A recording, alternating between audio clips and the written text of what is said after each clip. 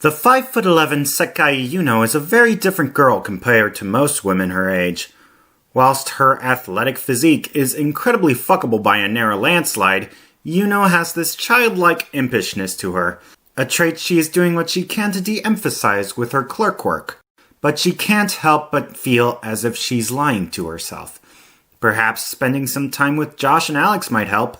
And help it does. After a Friday afternoon of binging Jim Carrey movies, the two dudes offer to have her and Andy tag along for their annual Medieval Times anniversary as a date. On the surface, this episode might appear to be a fillerific exercise in how many Jim Carrey references can be crammed in a single span of 22 minutes, to the point where Ladja belts out the quote, "Somebody stop me!" when he arrives at the tail end of the episode to cause trouble. The main focus is on asking the questions, what does Andy want?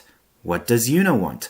Whilst Yuno wants to be taken seriously as an individual, she claims she wants to be with Andy for the rest of her life. Whereas Andy says he wants consistency and normality in his life, his true desire is to never be alone, to always have friends who will have his back, no matter what. Ultimately, when Ladja does make his attack, Yuno stands up to protect her master and manifests a whip chain from each of her hands that resemble film strips. And from there she manages to fend off the Mad Bishop of Demonkind.